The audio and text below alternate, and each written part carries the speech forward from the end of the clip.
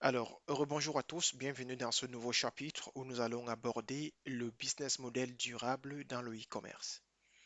Alors, euh, je vais tenter de vous expliquer au cas par cas, élément par élément. Donc, j'ai pris la peine de tout noter, d'accord, sur pratiquement 6 pages.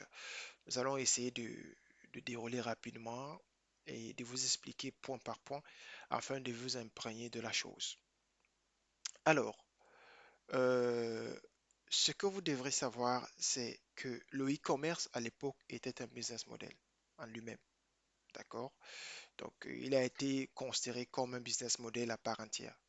C'était un modèle économique de vente de produits en ligne en opposition avec la vente en magasin physique traditionnel. Qu'est-ce que cela veut dire? Ça veut dire des personnes comme vous et moi à l'époque réfléchissions et voilà sur des multitudes business et parmi ces multitudes business, il y avait le e-commerce. Mais bien sûr, aujourd'hui, les choses ont changé. D'accord? Dans le e-commerce est né des business models au sein même du e-commerce. C'est ce qu'on va tenter de voir durant effectivement ce chapitre. Donc, quels sont donc les nouveaux business models les plus courants? Quelles sont les particularités de chacun? D'accord? On peut facilement distinguer 4 grands business models que je qualifierais de classiques dans le e-commerce. D'accord? Donc, en premier lieu, on a le B2C, le business to customer. Alors, le business to customer, c'est un modèle de e-commerce le plus connu. D'accord? C'est le modèle de vente de produits en ligne traditionnel. Ça veut dire l'entreprise vend les produits ou services en ligne à des particuliers. Donc, vous avez votre produit, vous avez un site internet, vous le mettez sur le site internet et des personnes de tout horizon viennent visiter votre site, achètent votre produit, ni vu ni connu. D'accord? Vous le livrez et tout le monde est content. Ça, c'est le business model B2C. D'accord? Donc, en France, il y a beaucoup de sites qui font dans ce domaine-là. J'ai pris la peine de référencer quelques-unes. Euh, voilà, quelques-uns autant pour moi, pardon. Donc, il y a la Redoute, par exemple. Il y a Vente Privée qui est devenu VP il y a de cela quelques années. Il y a Wix qui est un site américain et il y a la Fnac. D'accord? C'est le modèle business B2C. D'accord? Donc, j'ai pris la peine de capturer le modèle de la Fnac. Et en deuxième lieu, nous avons le B2B, le business to business. Alors, le modèle B2B se concentre sur la fourniture des produits ou services d'une entreprise à une autre. D'accord? Ça veut dire que c'est un échange de technologies entre les entreprises, un échange de services, de produits et de prestations entre sociétés.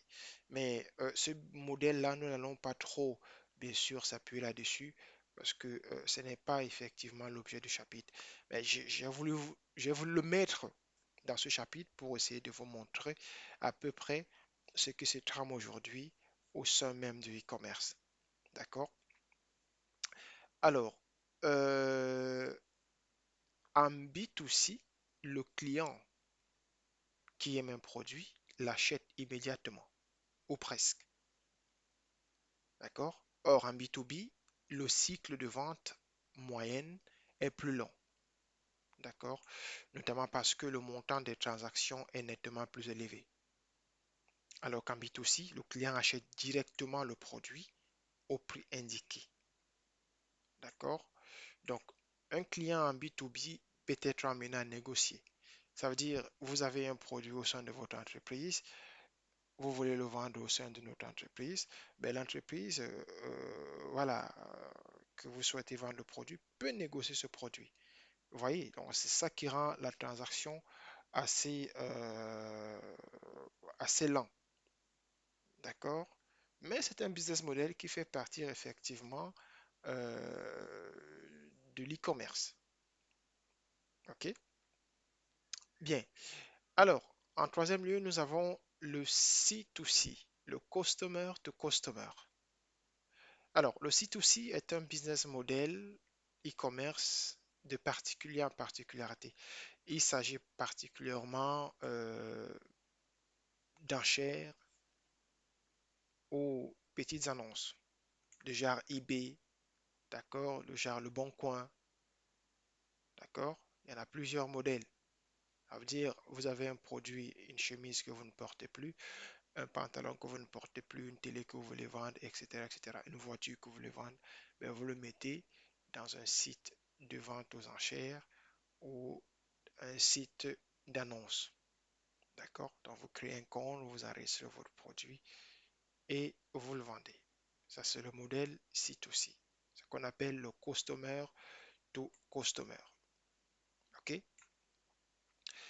Et les sites C2C permettent aux clients, comme je vous le disais tantôt, d'acheter, vendre ou même échanger des articles via des plateformes dédiées. D'accord? Le site récupère en contrepartie une commission pour couvrir ses frais de fonctionnement. Ça veut dire, je crée un site ou vous créez votre site, vous donnez la possibilité aux particuliers de venir poster leur annonce et vendre effectivement les produits entre eux. D'accord? Mais sur chaque transaction, vous gagnez une petite commission. Donc, c'est pour le bon fonctionnement de votre site. Après tout, vous n'allez pas quand même sortir les mains vides. Il faut bien sûr vous faire aussi un peu de la thune. Donc, l'exemple le plus récurrent en France, c'est Vinted. D'accord? Il est un parfait exemple de site C2C. Donc, vous voyez, leur modèle, c'est vends ce que tu ne portes plus. Le slogan est parfaitement clair. La plateforme permet de vendre et acheter des vêtements et autres articles de mode. Et plus récemment même, ils ont ajouté pas mal de choses telles que des livres et les éléments de la décoration. Donc, le branding, il est là. Il est très simple. D'accord? Alors, en quatrième lieu, nous avons les marketplaces. Alors, les sites e-commerce, déjà, il faut noter que le e-commerce a bien évolué. Donc, les sites e-commerce aujourd'hui ont bien évolué. D'accord? Et la concurrence devient de plus en plus rude. Donc, si vous voulez vraiment vous lancer dans l'e-commerce, il va falloir innover. D'accord? Pour faire fortune sur Internet, il faut innover, il faut être créatif. Ça veut dire après cette formation, il faut que vous soyez capable effectivement euh, d'innover, d'accord? Afin d'apporter quelque chose que des clients n'ont jamais vu de leur vie. Voilà. Donc, parlons de la marketplace. La marketplace est un modèle qui a totalement révolutionné le e-commerce. Donc, c'est un business model tripartite. D'accord? Euh, le client de la marketplace n'est pas l'acheteur final. D'accord? Donc, ça veut dire quoi? Ça veut dire ceux-là même qui sont dans cette marketplace-là, qui sont enregistrés dans le site de la marketplace, ce ne sont pas euh, voilà, les acheteurs finaux. Non, non. Le client est en fait le vendeur qui expose ses produits. Qu'est-ce que cela veut dire? Ça veut dire, vous créez votre site internet, d'accord? Les personnes, les épiciers, les vendeurs de chaussures, les magasins de vente de vêtements viennent enregistrer leur boutique dans votre site. C'est eux vos clients, d'accord? Donc, c'est pour ça qu'on dit le client est en fait le vendeur qui expose ses produits sur la plateforme. OK? Donc, vous pouvez avoir des marques comme Adidas, Nike qui viennent enregistrer les produits chez vous pour pouvoir vendre. Il y a des modèles, il y a plusieurs modèles qu'ils font. Alors, les modèles les plus récurrents, bien sûr, je ne les ai pas notés ici, mais les marketplaces les plus récurrents, Alibaba, AliExpress, Amazon, Evento Market, d'accord? Ce sont des sites qui ont mis à la disposition les plateformes aux vendeurs, aux boutiques, d'accord? Alors, l'enjeu pour la marketplace n'est pas d'attirer le client final, mais de recruter des vendeurs capables d'assurer une offre quantitative. C'est ce que je vous disais tout à l'heure. D'accord? Attractif et suffisamment conséquent. D'accord? Donc, ils attirent des personnes, des boutiques, pour une offre quantitative, attractive et suffisamment conséquent. D'accord? C'est ça qui fait tourner la marketplace. Vous pouvez bien sûr décider d'opter pour ce genre de business model, mais ça prend du temps. D'accord? Donc, je vous le déconseille vivement d'opter pour ce genre de business model. Parce que pour se lancer dans le business model marketplace, il faut déjà avoir une base de la clientèle. Il faut dire que vous ayez un site qui fait du chiffre, qui a des millions d'abonnés, qui achètent constamment. Et là, vous pourrez lancer une marketplace. Ça permettra aux marques, aux boutiques d'avoir, bien sûr, de voir vos chiffres et de dire que, tiens, ce site-là, ils viennent de lancer une marketplace. À la base, ils ont déjà des millions de clients qui achètent quotidiennement, chaque jour.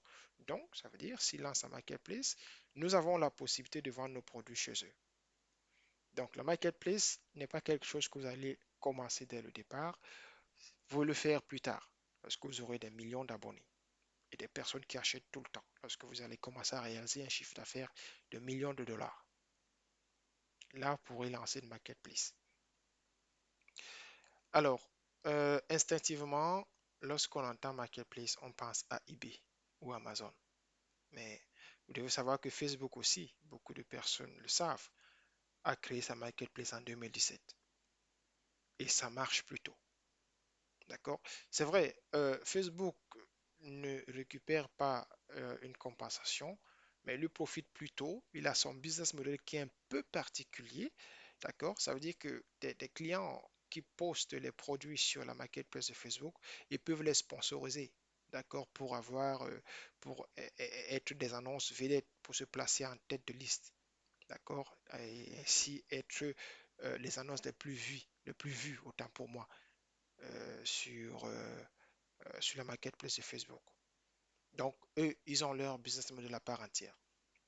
Mais ça reste une marketplace quand même. Alors, en cinquième lieu, nous avons le monoproduit. Alors, le monoproduit, comme son nom l'indique, consiste à ne proposer, autant pour moi, qu'un seul produit, un produit unique sur votre boutique en ligne. D'accord? Plus fort encore, voilà, plus fort encore que les sites de niche, le site monoproduit permet de se placer, autant pour moi, en tant qu'expert sur un produit particulier et jouer la carte de l'hyper spécialiste. D'accord? L'entreprise fait de son produit une marque à part entière. Alors, qu'est-ce que cela veut dire? Ça veut dire, si vous vous lancez sur du monoproduit, dans le cadre effectivement de votre business en ligne, il faudra bien sûr choisir un produit et être expert dans ce produit. Donc, vous ne vendrez que ce produit, pas d'autres produits. Je prends l'exemple. Vous voulez vendre des télévisions Sony. D'accord? Donc, vous devenez expert en téléviseurs Sony. Ça veut dire, sur votre site, il n'y a que les téléviseurs Sony. C'est du monoproduit. Vous parlez de ça, votre branding parle de ça. Donc, vous ne faites que ça. Généralement, sur 100 sites que je connais, 70% font du monoproduit. D'accord? Sur 100 dropshippers que je connais, 70% font du monoproduit. Moi-même, j'ai commencé avec du monoproduit et après, je me suis diversifié. Donc, c'est un business model qui marche. D'accord? Ça marche énormément. Moi, je pense que s'il faut que je puisse vous recommander un business model, ça fera partir effectivement des recommandations que je vous donnerai à la fin du chapitre. Donc, le monoproduit. Devenez spécialiste d'un produit, vendez que ça. Ça vous allège, ça vous évite de trop travailler. Parce que si vous commencez dans le dropshipping avec un site à multiples produits, vous aurez effectivement à gérer le stock, à faire renouveler votre branding, à changer de produits, à mettre à jour des produits. Et si vous n'avez pas vraiment les nerfs solides, vous allez craquer. Surtout si vous ne faites pas des ventes au début. Donc, le monoproduit est l'une des recommandations que je vous donne. D'accord? Et voilà, et ça marche plutôt bien. D'accord? Euh, voilà, une stratégie monoproduit ne peut exister sans une stratégie marketing efficace, comme je vous le disais tantôt, le branding. D'accord? Donc, voilà, cela permet aussi de mieux travailler le référencement naturel, qu'on appelle le CIO. D'accord? Donc, quand vous êtes expert dans un produit, vous pouvez travailler facilement votre branding. Vous pouvez travailler facilement votre CIO. Donc, vous pouvez facilement référencer votre site sur des moteurs de recherche afin qu'il puisse se positionner en premier lieu. Pourquoi? Parce que c'est un seul produit, pas deux. D'accord? Donc, généralement, il s'agit souvent des pages, des sites web one page. D'accord? Donc, un site avec une page. Et avec ce modèle-là, la navigation est plus simplifiée, elle est plus fluide et elle présente de nombreux avantages. D'accord? Par exemple, la mise en place après, effectivement, chaque scroll, vous trouverez un bouton appel à l'action, le call to action. D'accord? Donc, cela favorise la conversion facilement. Donc, lorsque le client scrolle votre page et voit des boutons call à action, ça permet effectivement, ça donne, voilà, le client l'envie de cliquer pour aller voir ce qui se passe derrière. D'accord? Donc, tous les efforts sont focalisés sur l'expérience utilisateur et sur la rédaction de votre fiche technique. C'est très important. Donc là, si vous avez un produit, devez avoir un branding et une landing page. On appelle ça la landing page, page unique. Il va avoir une fiche technique vraiment béton. D'accord? Et ça, vous pouvez le faire. Donc, je vous conseille vivement, si vous voulez faire dans le e-commerce, de choisir le business model à produit unique pour un départ.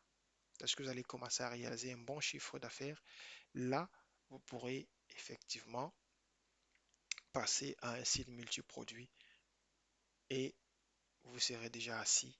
Vous aurez des personnes qui vont travailler pour vous, donc vous n'allez plus gérer certaines choses. Mais si vous êtes seul, que vous lancez en solo, ben, commencez par du monoproduit. C'est très important.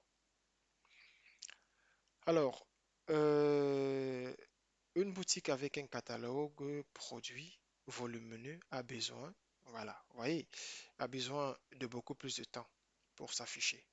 Un site composé d'un seul produit est forcément plus léger. D'accord?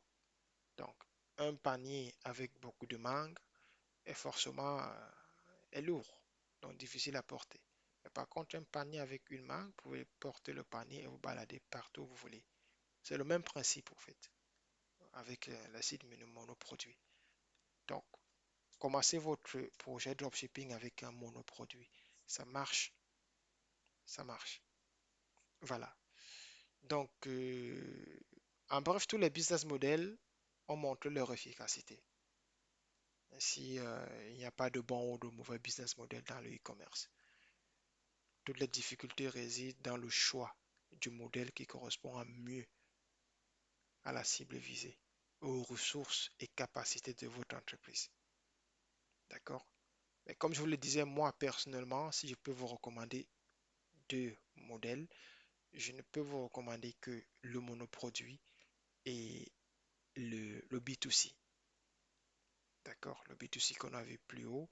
Donc, vous avez un produit, vous le placez, un client vient, l'achète, vous le livrez et basta. Tout le monde dit sa révérence et tout le monde est content. Donc, ma recommandation pour le choix du business model dans le e-commerce ne peut être que le monoproduit ou le B2C. Voilà. J'espère que mes explications étaient très claires et que vous ferez le bon choix lors de votre lancement. Je vous remercie et on passe au chapitre suivant.